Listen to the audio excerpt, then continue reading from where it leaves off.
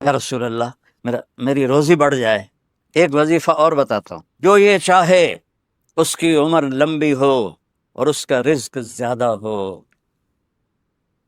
قناعت والی زندگی سیکھو، نماز سے رزق بڑھتا ہے۔ اور ایک حدیث سناتا ہوں، طارق جمیل صرف زبان ہلا رہا ہے، بات میرے نبی کی ہے۔ ایک صحابی آتے ہیں، یا رسول اللہ میں چاہتا ہوں میری روزی زیادہ ہو جائے۔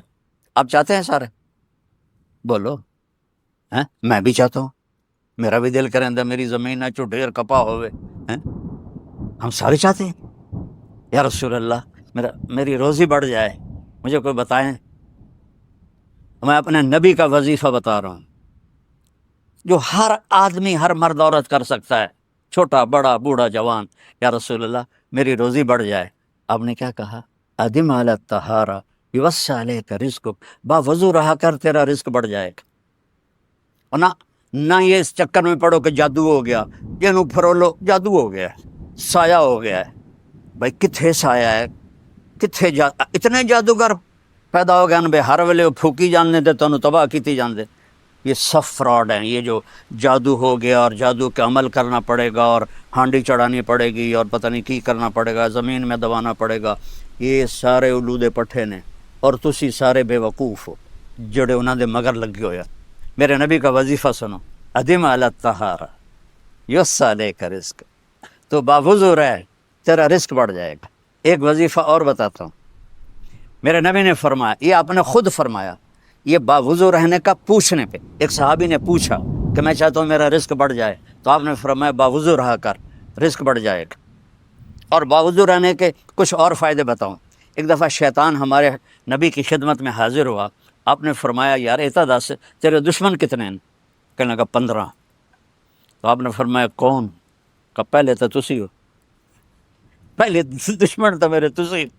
پھر اس نے فہرست گنائی، بات لمبی ہوتی جا رہی۔ اس نے کہا پھر وہ مومن مرد اور عورت جو باوضو رہتے ہیں وہ میرے بڑے دشمن ہیں، ان سے مجھے ڈر لگتا ہے۔ اور باوضو سو جاؤ تو موت آ گئی تو شہادت کی ہوگی، باوضو سو جاؤ تو ایک فرشتہ تمہارے لیے دعا کرتا رہے گا، باوضو سو جاؤ شیطان ڈر کے پیچھے ہٹ جائے گا۔ اور ایک بتا رہا ہوں جو میرے نبی نے خود بتایا پوچھنے کے بغیر، جو یہ چاہے اس کی عمر لمبی ہو اور اس کا رزق زیادہ ہو تو وہ اپنے ماں باپ کی خدمت کرے۔ تمہاری تو جابیں ہیں نا، تم کہاں ماں کو پوچھ سکتے ہو، جواب ہے میرے نے کہا اپنے ماں باپ کو خوش کرے اور اپنے رشتہ داروں پہ خرچ کرے اور ان سے اچھا سلوک کرے، اللہ اس کی عمر بھی بڑھائے گا، اس کا رزق بھی بڑھائے گا۔ اور ماں باپ کی دعائیں وہاں پہنچا دیتی ہیں اللہ کی قسم جہاں کوئی نہیں پہنچ سکتا۔ میں نے اس زمانے میں میڈیکل چھوڑا جب ڈاکٹر ایک بہت بڑی تصویر تھی، چونکہ وہ ڈاکٹر تھے، بیوپاری نہیں تھے، مطلب سوداگر نہیں تھے، ادھم ہی لے لو ادھم ہی لے لو ادھم ہی لے لو، ڈاکٹر تھے۔ اور مولوی ایک کیڑا تھا، کیڑا، گندگی کا کیڑا، اور میں ایک ذمہ دار خاندانی جس میں تکبر کی انتہا، انسان کو انسان نہیں سمجھتے تھے ہمارے بڑے۔ تو اللہ نے میرا کانٹا بدلا، میرا ہاتھ پکڑا، آج میں آپ کے سامنے کھڑا ہوں۔ یہ اس کی مہربانی ہے، اس کا کرم ہے، اس کا فضل ہے، اس کا احسان ہے۔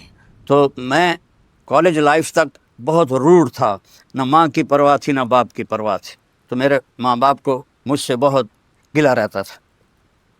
تو میں لاہور میں پڑھتا تھا، تو میں خط اس وقت لکھتا تھا جب پیسے مک جاندے ہیں۔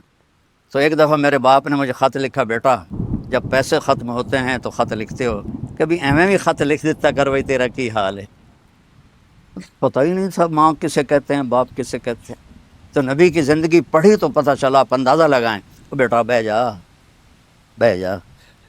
میرے نبی نے فرمایا، یہ عورتیں بھی بیٹھی ہیں، کاش میری ماں ہوتی زندہ اور میں عشاء کی نماز کی نیت باندھ کے فرض نماز مسجد کی مصلی پر پیچھے نمازی ہوتے اور میں سورۃ فاتحہ شروع کر چکا ہوتا، الحمدللہ رب العالمین، اور ادھر میرے گھر سے میری ماں کہتی محمد، تو میں نماز توڑ کے کہتا جی اماں جان میں آیا، جی اماں جان میں آیا۔ یہ ماں کا مرتبہ بتایا. یہاں تو صرف پاؤنڈ کو دنیا جانتی ہے.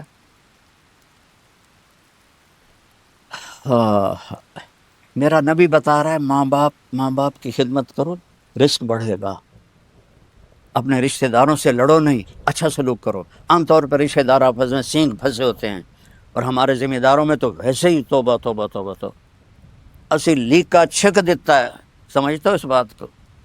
لیکا چھک دیتا کیا مطلب؟ کہ بس ہم نے دیوار کھڑی کر دی ہے، نہ اس کو ملیں گے، نہ اس کی شادی میں، نہ اس کی غمی میں، نہ اس کے جنازے میں، نہ اس کی میت میں. اس حد تک سنگین ہو جاتے ہیں. تو میرا نبی کہہ رہا ہے رشتہ داروں کی سختی کے باوجود اچھا سلوک کر، ماں باپ کی دعائیں لے، تو اللہ تیرا رزق بڑھا دے گا. تو جب میں تبلیغ میں لگا، مدرسے میں داخل ہوا، میرے والد اتنے ناراض ہوئے کہ مجھے گھر سے نکال دیا. 23 نومبر 1972. یہ تو مولوی بننا تھا، میرے گھروں نکل جا. 2 باری میرے والد اتنے جابر ذمہ دار تھے کہ لوگوں کے پیشاب نکل جاتے تھے جب وہ گرجتے تھے، تو درد سے باندھ کے مارتے تھے. مجھے کہا، اور میری عمر کتنی؟ 18 سال. میں خود حیران ہوتا ہوں کہ ایڈی چھوٹی عمر میرے اللہ نے میروں کیویں ہمت دیتی. میں کہا نہیں، میں مولوی بننا ہے. پھر میرے باپ نے کہا اچھا نکل جا میرے گھر. 2 دفعہ کہا نکل جا میرے گھر.